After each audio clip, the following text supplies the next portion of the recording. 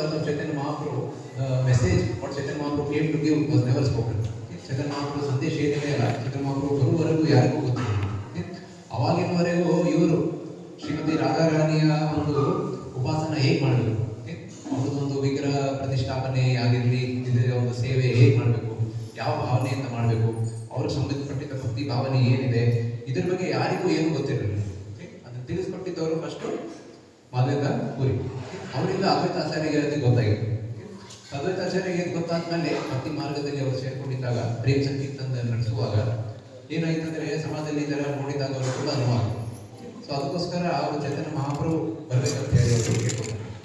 ಚೈತನ್ಯ ಮಹಾಪ್ರಭು ಯಾರು, ಅವರಿಗೆ ಸಂಬಂಧಪಟ್ಟಿದ್ದ ಸ್ವಲ್ಪ ಶ್ಲೋಕಗಳಿವೆ, ಅದನ್ನು ನೋಡೋಣ. ಇದ್ರ ಬಗ್ಗೆ ನೀವೆಲ್ಲ ಕೇಳ್ಬೋದು ಅಂತಂದ್ರೆ ರಿಪೀಟ್ ಮಾಡಿ. ಕೃತೇಯಾಧ್ಯಾಯತೋ ವಿಷ್ಣು ವೇದಾಯಮಿತೋ ಮುಖೈ ದ್ವಾಪರೇ ಪರಿಚರ್ಯಾಯಾಂ ಕನೋತತ್ತರಿ ಕೀರ್ತನ. ಕೃತೇಯಾಧ್ಯಾಯತೋ ವಿಷ್ಣು, ಸತ್ಯಯುಗದಲ್ಲಿ ಧ್ಯಾನ, ವಿಷ್ಣು ರೂಪ ಮೇಲೆ ಧ್ಯಾನ ಮಾಡುವುದು ಅದು ಒಂದು ಧರ್ಮ ಆಗಿದೆ. ತ್ರೇತಾಯ ಎದುಕೋ ಮಹೇ, ತ್ರೇತಾಯುಗದಲ್ಲಿ ಏನು ಮಾಡಬೇಕು, ಸ್ಮರಣೆ ಮಾಡುವುದು, ಇಲ್ಲಿ ಭಗವಂತನ ಒಂದು ಸೇವೆ ಮಾಡುವುದು, ಆ ಥರ. ದ್ವಾಪರೇ ಪರಿಚರ್ಯಾಯ, ಒಂದು ವಿಗ್ರಹ ಪರಿಚರ್ಯ ಅಂದರೆ ಪಾಂಚರಾತ್ರಿಕ ವಿಧಿ ಏನಿದೆ ಅಲ್ಲ, ಅದರ ಪ್ರಕಾರ ಭಗವಂತನ ಸೇವೆ ಮಾಡುವುದು. ಹಲವು ಹರಿಕೀರ್ತನ, ಕಲಿಯುಗದಲ್ಲಿ ಏನು ಮಾಡಬೇಕು, ಹರಿಕೀರ್ತನದಲ್ಲಿ ಯಾರು ಸೇರ್ಕೋಬೇಕು. ಇದು ಬಂದು ಎಲ್ಲ 4 ಯುಗದ ಒಂದು ಯುಗದಲ್ಲಿ. I can give the PPT, I give it. Just remind me. Krishnavardhanam Trisha Krishnam Sangopangastra Parshadam Yagye Sankirtana Praye Yajanti Sumedasah.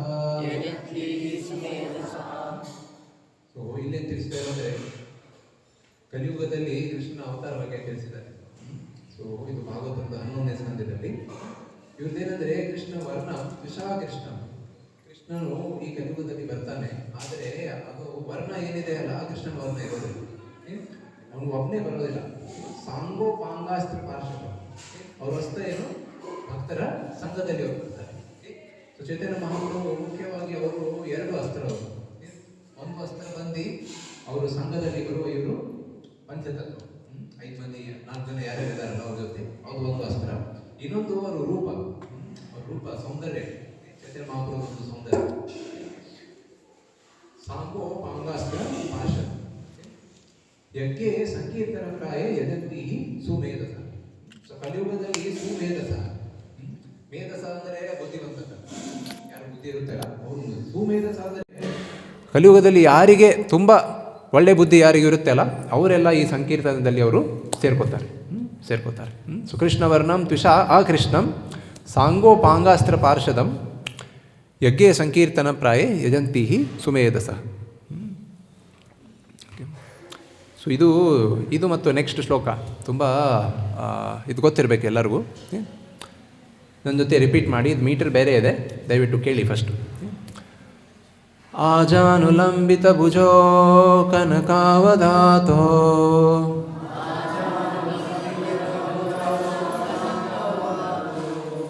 ಸಂಕೀರ್ತನೆ ಕಪಿತರೋ ಕಮಲಾಯತಾಕ್ಷೋ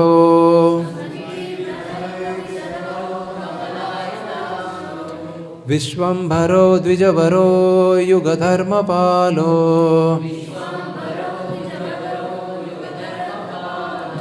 Vande ಜಗತ್ಪ್ರಿಯಕರೋ ಕರುಣಾವತಾರೋ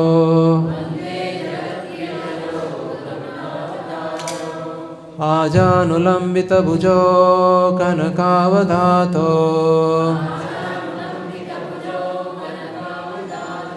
ಸಂಕೀರ್ತನೆ ಕಪಿತರೋ ಕಮಲಾಯತಾಕ್ಷೋ ವಿಶ್ವಂಭರೋ ದ್ವಿಜವರೋ ಯುಗಧರ್ಮಪಾಲೋ Vande ಜಗತ್ಪ್ರಿಯಕರೋ ಕರುಣಾವತಾರೋ.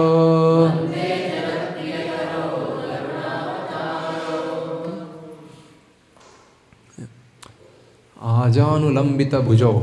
ಭುಜೋ ಅಂದ್ರೇನು? ಭುಜ ಭುಜ, ಹ್ಯಾಂಡ್ಸ್. ಓಕೆ, ಸೊ ಆಜಾನುಲಂಬಿತ. ಓಕೆ, ಸೊ ಕೈ ಬಂದು ಇಲ್ಲಿ ಇದು ಮೊಣಕಾಲು ಇಲ್ಲಿ ಮಠ ಇಷ್ಟು ಉದ್ದಿದ್ದವರು. ಓಕೆ, ಉದ್ದ ಕೈ ಯಾರ್ದು? ಚೈತನ್ಯ ಮಹಾಪ್ರಭು. ಚೈತನ್ಯ ಮಹಾಪ್ರಭು ಕೈಯು ಇಷ್ಟು ಉದ್ದಂಗಿತ್ತು. ಓಕೆ, ಆಜಾನುಲಂಬಿತ ಬುಧೋ ಕನಕಾವಧಾತೋ. Okay, I offer my respectful obeisances unto Sri Chaitanya Mahaprabhu and Sri Nityananda Prabhu, whose arms extend down to their knees, who have golden yellow complexion. Our varna bandi hegittu? Suvarna, golden. Okay, and who inaugurated the congregational chanting of the holy names of the Lord. Their eyes resemble the petals of a lotus flower.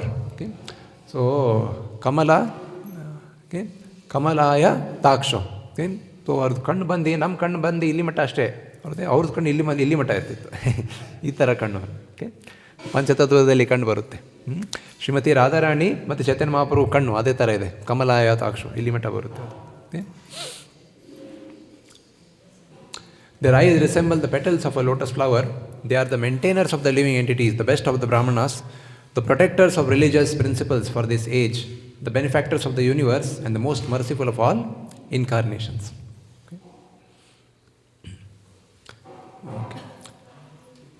अनार्पिता चरिम चिरात करुणवतीर्न कलो.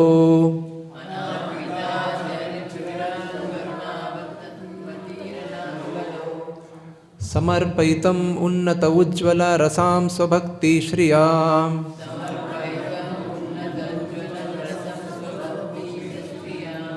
हरिपुरत सुंदर दुति कदम्ब संदीपितः.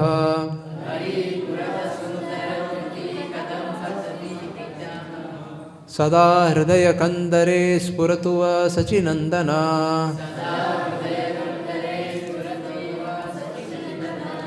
अनार्पिता चरिम चिरात करुणवतीर्न कलो.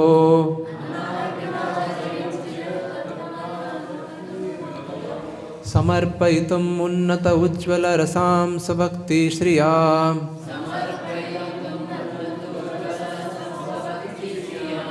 हरिपुरत सुंदर द्युति कदम्ब संदीपितः.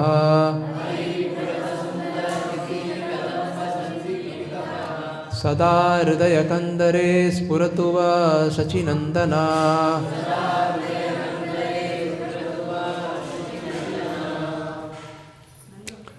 May the Supreme Lord, who is known as the son of Srimati Sachi Devi, be transcendently situated in the innermost chambers of your heart. Resplendent with the radiance of molten gold, he has appeared in the age of Kali by his causeless mercy to bestow what no incarnation has ever offered before. The most sublime and radiant mellow of the devotional service, the mellow of conjugal love. Okay? So, Arpita. Arpita andre arpane ಮಾಡುವುದು. Okay? Anarpita. Anarpita. ತಿಳಿತಲ್ಲ? ಇನ್ನೂ ಮಟ್ಟ ಯಾರೂ ಕೊಟ್ಟಿಲ್ಲ ಇದು. Okay, so ಅನಾರ್ಪಿತ ಚರಿಂ ಚಿರಾತ್ ಕರುಣವತೀರ್ನ ಕಲು. ಓಕೆ, ಸೊ ಚೈತನ್ಯ ಮಹಾಪ್ರಭು ಬಂದು ಈ ಕಲಿಯುಗದಲ್ಲಿ ಇನ್ನೂ ಮಟ್ಟ ಈ ಸಂದೇಶ ಯಾರೂ ಅರ್ಪಣೆ ಮಾಡೇ ಇಲ್ಲ ನಮಗೆ. ಓಕೆ, ಆ ಸಂದೇಶವನ್ನು ನಮಗೆ ಅವರು ಕೊಡಲಿಕ್ಕೆ ಬಂದಿದ್ದಾರೆ. ಯಾವ ಸಂದೇಶ ಅದು? ಓಕೆ, ಸಮರ್ಪಯಿತಂ ಉನ್ನತ ಉಜ್ವಲ ರಸಾಂ ಸ್ವಭಕ್ತಿ ಶ್ರಿಯಾಂ. ಓಕೆ, ಯಾರಿಗೆ ಭಕ್ತಿ ಕಲಿಸ್ತಾ ಇದ್ದಾರೆ ಅವರು? ಸ್ವಭಕ್ತಿ ಸ್ವಭಕ್ತಿ ಶ್ರಿಯಾಂ. ಓಕೆ, ಅವರಿಗೆ ಭಕ್ತಿ ಹೇಗೆ ಮಾಡಬೇಕಂತೇಳಿ ಅವರೇ ಕಲಿಸ್ಕೊಡ್ತಾ ಇದ್ದಾರೆ. ಸಮರ್ಪಿತಂ ಉನ್ನತ ಉಜ್ವಲ ರಸಾಂ. ಓಕೆ, ಸಾಧಾರಣ ಭಕ್ತಿ ಅಲ್ಲ ಇದು, ಸುಮ್ಮನೆ ಹಾಗೆ ನವವಿಧ ಭಕ್ತಿ ಅಲ್ಲ ಇದು. ಯಾವುದಿದು? ಉನ್ನತ ಉಜ್ವಲ ರಸಾಂ ಸ್ವಭಕ್ತಿ ಶ್ರಿಯಾಂ. ಓಕೆ, ಹರಿ ಪುರತ ಸುಂದರ ದ್ಯುತಿ ಕದಂಬ ಸಂದೀಪೀತ.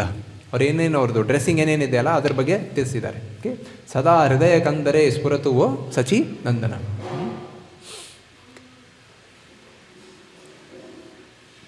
ಇದು ಭಾಗವತಂದಲ್ಲಿದೆ. ಅವ್ರು ಹೇಗೆ ಬರ್ತಾರೆ ಅದ್ರ ಬಗ್ಗೆ ತಿಳಿಸಿದ್ದಾರೆ.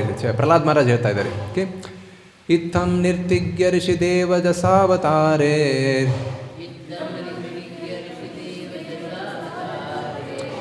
ಇತ್ತಂ ನಿರ್ತಿರ್ಯಗ್ಗ ಋಷಿ ದೇವಜ ಸಾವತಾರೆ.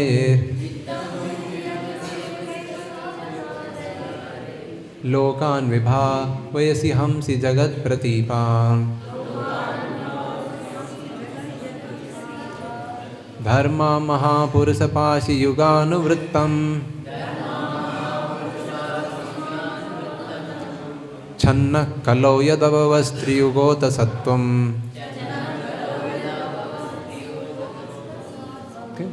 ಸೊ ಚನ್ನ ಕಲೌ. ಓಕೆ, ಸೊ ಚೈತನ್ಯ ಮಹಾಪ್ರಭು ಕಲಿಯುಗದಲ್ಲಿ ಚನ್ನ ಅವತಾರದಲ್ಲಿ ಬರ್ತಾರೆ. ಓಕೆ, ಚನ್ನ ಅಂದರೆ ಅವರು ಯಾರಿಗೂ ಹೇಳ್ಕೊಡೋದಿಲ್ಲ, ನಾನು ಪೂರ್ಣ ಪುರುಷೋತ್ತಮ ಭಗವಾನ್ ಅಂತೇಳಿ ಯಾರಿಗೂ ಹೇಳ್ಕೊಡೋದಿಲ್ಲ ಅವರು. ಓಕೆ, ಚನ್ನ ಕವರ್ ಆಗಿದೆ ಅವರು. ಓಕೆ, ಚನ್ನ ಕಲೋ ಯದ್ ಅಭವಸ್ತ್ರೀ ಯುಗೋತ ಸತ್ವಂ. Okay, in this way my lord you appear in various incarnations as a human being, as an animal, a great saint, a demigod, a fish or tortoise, thus maintaining the entire creation in different planetary systems and killing the demoniac principles. According to the age, O my Lord, you protect the principles of religion. In the age of Kali, however, you do not assert yourself as the supreme personality of Godhead, and therefore you are known as the Three Yuga, or the Lord who appears in three yugas. So ಬೇರೆ ಯುಗದಲ್ಲಿ ಇದೆಲ್ಲ ಇದೆಯಲ್ಲ, ಇತ್ತಂ ನಿರ ತಿರ್ಯಜ್ಞ ಋಷಿ ದೇವ ದಸಾವತಾರೇರ್. Okay, ಇದೆಲ್ಲ ಒಂದು ಪ್ರಾಣಿಯ ಒಂದು ಅವತಾರದಲ್ಲಾಗಿರ್ಬೋದು, ಇಲ್ಲದಿದ್ದರೆ ಒಂದು ದೇವ ರೂಪದಲ್ಲಾಗಿರ್ಬೋದು, ಮೀನ ರೂಪದಲ್ಲಾಗಿರ್ಬೋದು, ಆಮಿ ರೂಪದಲ್ಲಾಗಿರ್ಬೋದು, ಈ ಎಲ್ಲ ರೂಪದಲ್ಲಿ ಅವ್ರದ್ದು ಅವತಾರ ಆಗುತ್ತೆ. ಓಕೆ, ಆದರೆ ಕಲಿಯುಗದಲ್ಲಿ ಏನಿದೆ, ಚನ್ನ ಕಲೋ ಅಂದರೆ ಬಚ್ಚಿಟ್ಕೊಂಡಿರ್ತಾರೆ, ಅವ್ರದ್ದು ತಮ್ಮ ಪರಿಚಯವನ್ನು ಬಚ್ಚಿಟ್ಕೊಂಡಿರ್ತಾರೆ. ಓಕೆ, ಯಾರಿಗೂ ಗೊತ್ತಾಗೋದಿಲ್ಲ ಯಾರು ದೇವರಿದ್ದಾರೆ ಅಂತೇಳಿ ಯಾರಿಗೂ ಗೊತ್ತಾಗೋದಿಲ್ಲ. ಆದರೆ ಯಾರು ಅವ್ರ ನಿಕಟ, ಇಲ್ಲಿ ನೋಡಿದ್ವಲ್ಲ ನಾವು,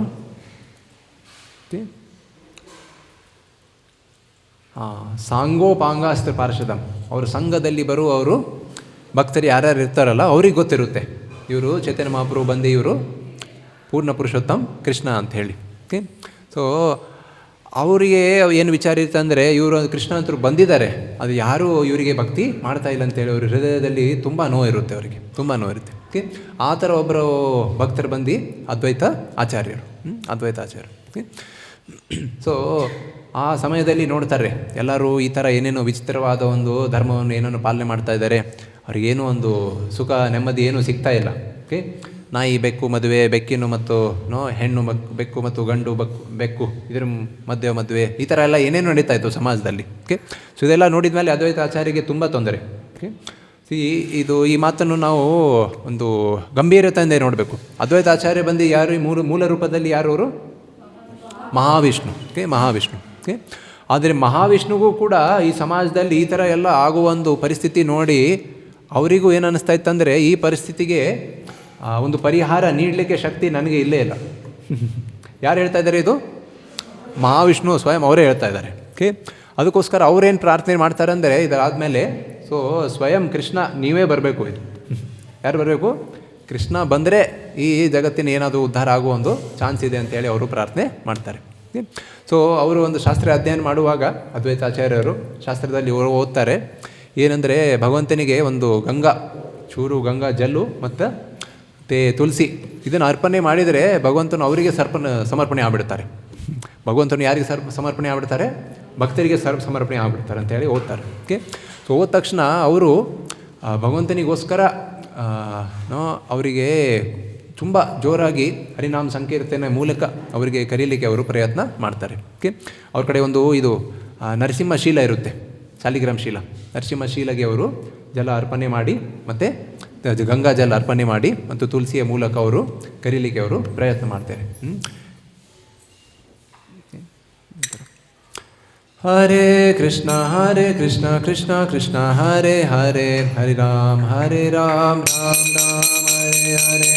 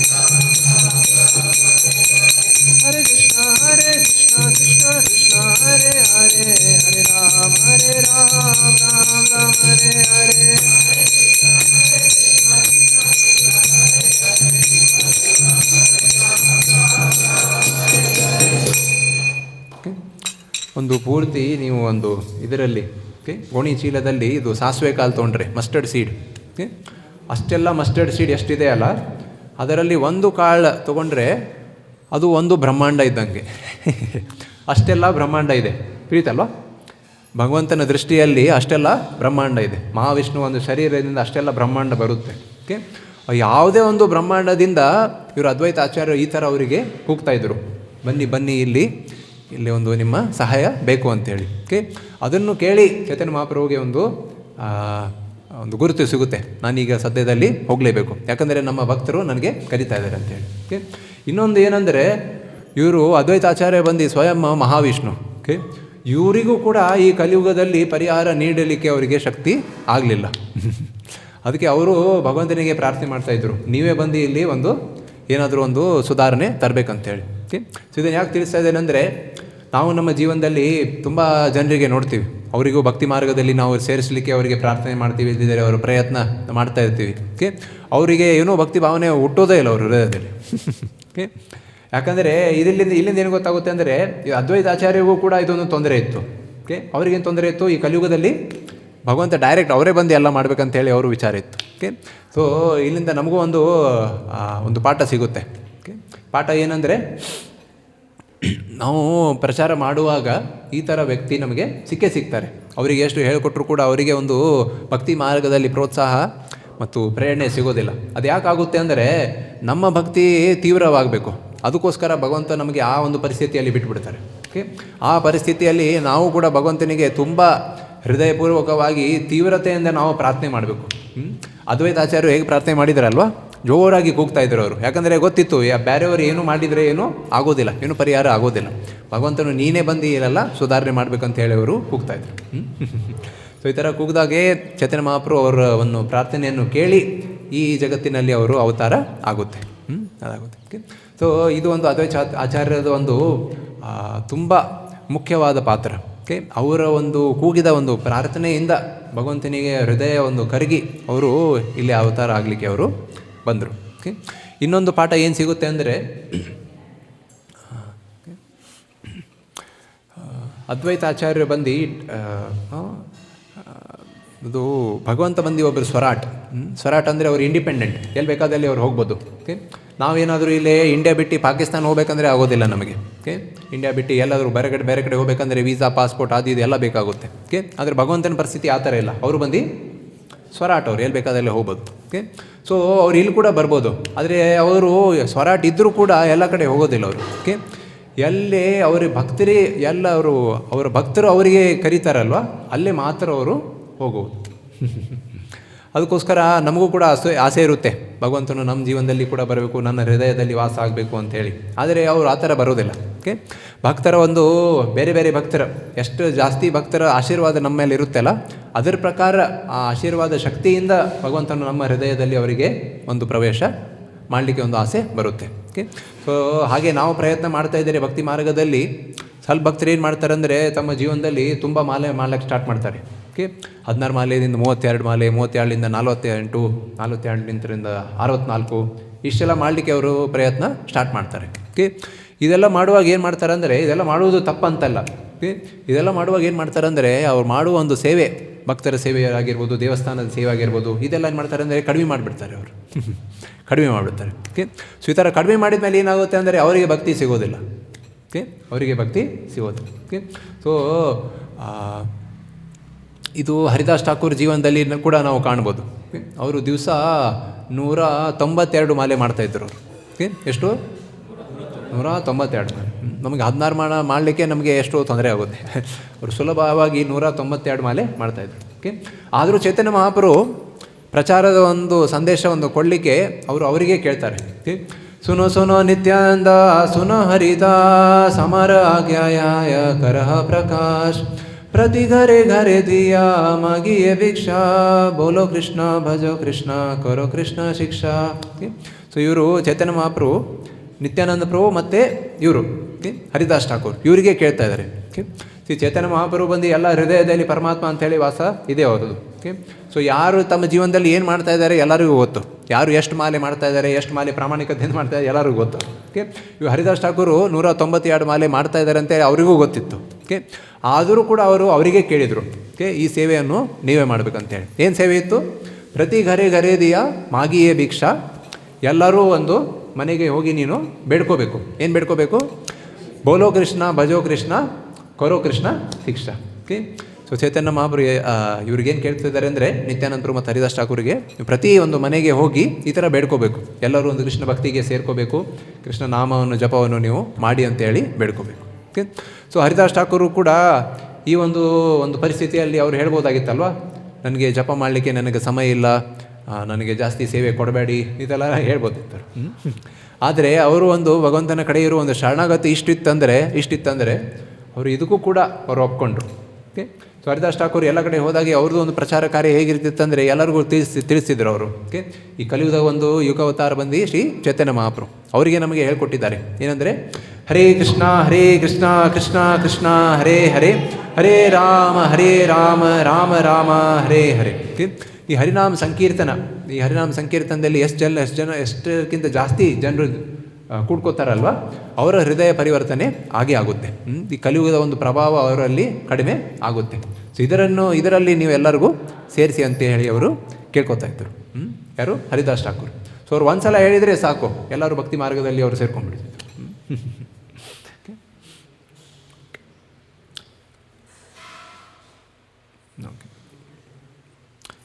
ಇನ್ನೊಂದು ಚೂರು ಇವು ಶ್ಲೋಕವಿದೆ, ಇದನ್ನು ನೋಡಿ.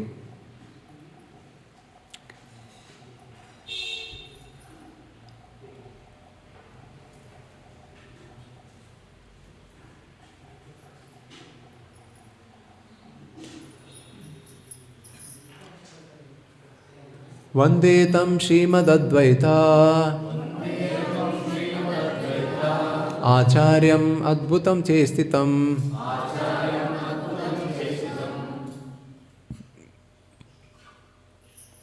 ಯಸ್ಯ ಪ್ರಸಾದಾದಗ್ಯೋಪಿ ತತ್ಸ್ವರೂಪಂ ನಿರೂಪಯೇತ್.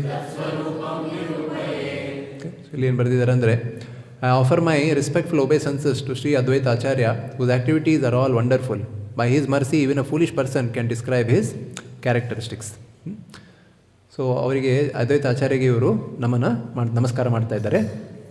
ಅವರ ಕೃಪೆಯಿಂದ ಯಾರಾದರೂ ಒಬ್ಬರು ಮೂರ್ಖರು ಇದ್ರೂ ಕೂಡ ಅವರ ಚರಿತ್ರೆಯನ್ನು ಅವರು ಗೊತ್ತು ಮಾಡ್ಕೋಬೋದು. ಜಯ ಜಯ ಶ್ರೀ ಚೈತನ್ಯ ಜಯ ನಿತ್ಯಾನಂದ, ಜಯ ದ್ವೈತ ಚಂದ್ರ ಜಯ ಗೌರ ಭಕ್ತ ವೃಂದ, ಜಯ ಜಯ ಶ್ರೀ ಚೈತನ್ಯ ಜಯ Nithyananda,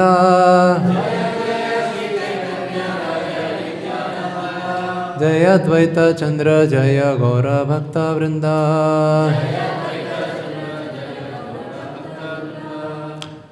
All glories to Lord Sri Chaitanya Mahaprabhu, all glories to Lord Nityananda, all glories to Advaita Acharya, and all glories to all the devotees of Lord Sri Chaitanya Mahaprabhu.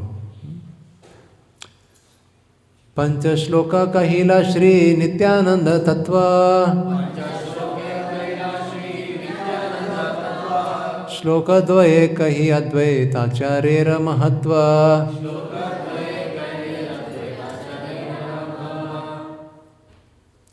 In 5 verses I have described the principle of Lord Nityananda.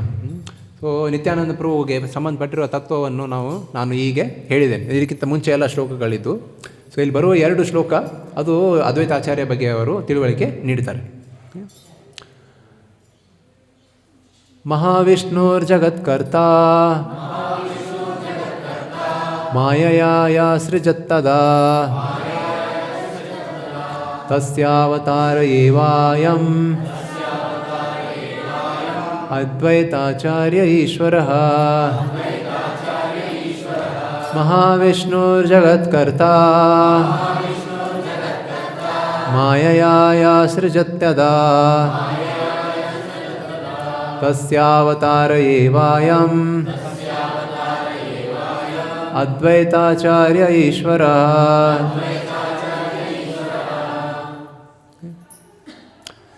Lord Advaita Acharya is the incarnation of Mahavishnu. So Advaita Acharya ಬಂದು ಮಹಾವಿಷ್ಣುವರ ಒಂದು ಅವತಾರ, okay, whose main function is to create the cosmic world through the actions of Maya. Okay? So ಮಾಯಾದ ಒಂದು ಸಹಾಯದಿಂದ ಈ ಇಡೀ ಸೃಷ್ಟಿ ಏನಿದೆ ಅಲ್ಲ ಅದನ್ನು ಅವರು ಮಾಡ್ತಾರೆ. ಅದ್ವೈತಂ ಹರಿನದ್ವೈತಾದ್ ಆಚಾರ್ಯಂ ಭಕ್ತಿ ಸಂಶನಾತ್ ಭಕ್ತಾವತಾರಂ ಈಶಂ ತಂ ಅದ್ವೈತಾಚಾರ್ಯಮಾಶ್ರಯೇ. ಅದ್ವೈತಂ ಹರಿನದ್ವೈತಾತ್ ಆಚಾರ್ಯಂ ಭಕ್ತಿ ಸಂಶನಾತ್ ಭಕ್ತಾವತಾರಂ ಈಶಂ ತಂ ಅದ್ವೈತಾಚಾರ್ಯಮಾಶ್ರಯೇ.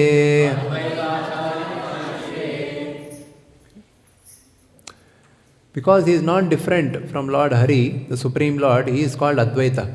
So Advaita Acharya, Advaita ಅಂದರೆ ಏನು ಅರ್ಥ ಅಂತ ಹೇಳಿದ್ದಾರೆ, ಅದ್ವೈತ. ಓಕೆ, ಇವರು ಮತ್ತು ಭಗವಂತ ಅಭಿನ್ನ. ಸೊ ಇವರು ಸ್ವಯಂ ಭಗವಾನೇ ಇವರು, ಯಾರು? Advaita Acharya. Okay, and because he propagates the cult of devotion, he is called Acharya. He is the Lord and incarnation of the Lord's devotee. Therefore I take shelter of him.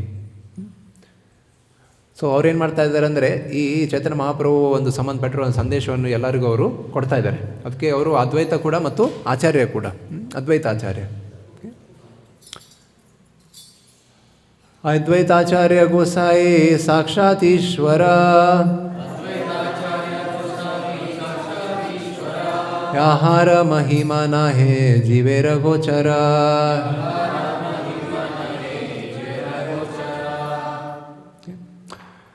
Sri Advaita Acharya is indeed directly the Supreme Personality of Godhead himself.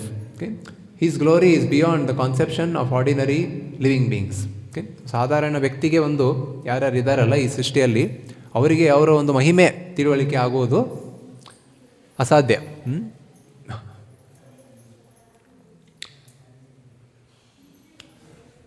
Mahavishnu ಸೃಷ್ಟಿ ಕರೆನ ಜಗದಾದಿ ಕಾರ್ಯ,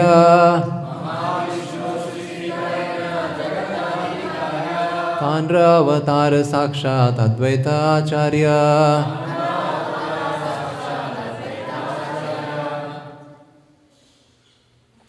Mahavishnu performs all the functions for the creation of the universes. Sri Advaita Acharya is his direct incarnation.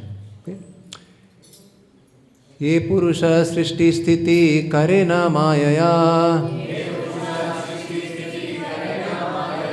ಅನಂತ ಬ್ರಹ್ಮಾಂಡ ಸೃಷ್ಟಿ ಕರೆನ ಲೀಲಾಯ.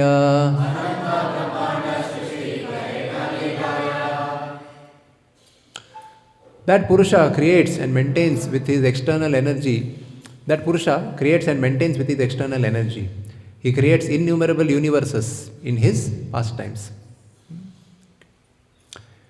Ichchaya ananta murti karena prakasha,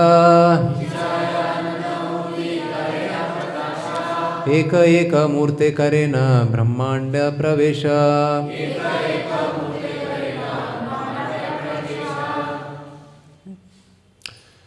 By his will he manifests himself in unlimited forms in which he enters each and every universe. Okay?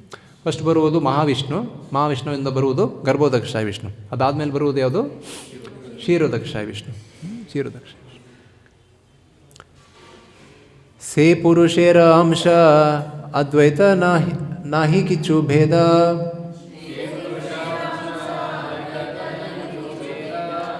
ಸೇ ಪುರುಷೇರ ಅಂಶ ಅದ್ವೈತ ನಾಹಿ ಕಿಚ್ಚು ಭೇದ, ಶರೀರ ವಿಶೇಷ ತಾನ್ರ ನಾಹಿ ಕ ವಿಚ್ಛೇದ.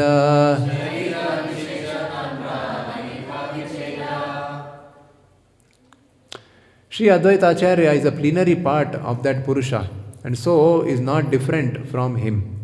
Indeed, Sri Advaita Acharya is not separate but is another form of that Purusha.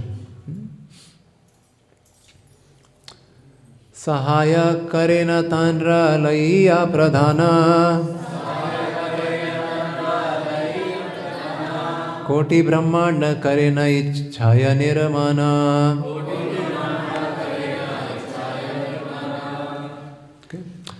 He, Advaita Acharya, helps in the pastimes of the Purusha, with whose material energy and by whose will he creates innumerable universes. Jagat Mangala Advaita Mangala Gunadhama Mangala Charitra Sada Mangala Yandra Nama.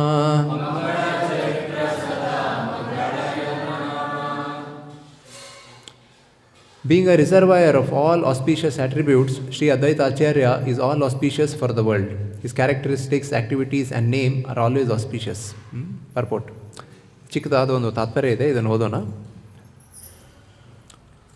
Sri Advaita Prabhu, who is an incarnation of Mahavishnu, is an Acharya or teacher. All his activities and all other activities of Vishnu are auspicious. Anyone who can view the all auspiciousness in the pastimes of Lord Vishnu also becomes auspicious simultaneously. Therefore, since Lord Vishnu is the fountainhead of all auspiciousness, anyone who is attracted by the devotional service of Lord Vishnu can render the greatest service to humanity. Okay? Rejected persons of the material world who refuse to understand pure devotional service as the eternal function of the living entities and as actual liberation of the living being from conditional life become bereft of all devotional service because of their poor fund of knowledge. Okay? So, ಇಲ್ಲಿ ಏನು ತಿಳಿಸಿದ್ದಾರೆ ಅಂದರೆ,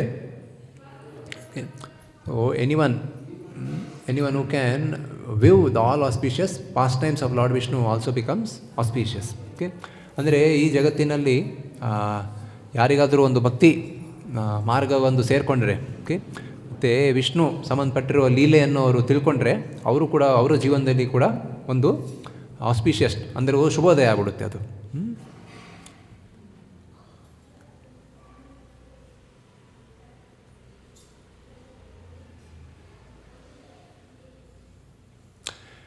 In the teachings of Advaita Prabhu, there is no question of fruitive activities or impersonal liberation. So, Advaita Acharya ಒಂದು ಹೇಳಿಕೊಟ್ಟಿದ್ದು ಭಕ್ತಿ ಮಾರ್ಗದಲ್ಲಿ ಫ್ರೂಟಿವ್ activities ಅಂದರೆ 12:36. Okay, will start. I just done with this. So ಅವರು ಹೇಳ್ಕೊಟ್ಟಿದ್ದ ಒಂದು ಶಿಕ್ಷೆಯಲ್ಲಿ ಫ್ರೂಟಿವ್ ಆ್ಯಕ್ಟಿವಿಟೀಸ್ ಅಂದರೆ ಕರ್ಮ, ಭೋಗ ತುಂಬಿರೋ ಒಂದು ಕ್ರಿಯೆಗಳು. Okay, fruitive activities or impersonal liberation. ಜ್ಞಾನಿಗೆ ಒಂದು ಸಂಬಂಧಪಟ್ಟಿರೋ ಒಂದು ಮೋಕ್ಷದ ಇಚ್ಛೆ ಏನಿರುತ್ತಲ್ಲ, ಇದರೊಂದು ಸ್ವಲ್ಪ ಏನೋ ಒಂದು ಕ್ಲೇಶ ಮಾತ್ರ ಒಂದು ಏನೂ ಇಲ್ಲೇ ಇಲ್ಲ ಅದಕ್ಕೆ. Okay, bewildered by the spell of the material energy, however, persons who could not understand that Advaita Prabhu is non-different from Vishnu wanted to follow him with their impersonal conceptions. The attempt of Advaita Prabhu to punish them is also auspicious. Lord Vishnu and his activities can bestow all good fortune, directly and indirectly. Okay? Sari. Innu ಚೂರು ದೊಡ್ಡದಿದೆ, so may be afternoon time I'll take it. Okay, Shri Advaitacharya ಆವಿರ್ಭಾವ ಮಹಾಮಹೋತ್ಸವ ಕೀ ಜೈ, ಶ್ರೀಲ ಪ್ರಭುಪಾದ ಕೀ ಜೈ, ಶ್ರೀ ಚೈತನ್ಯ ಮಹಾಪ್ರಭು ಕೀ ಜೈ.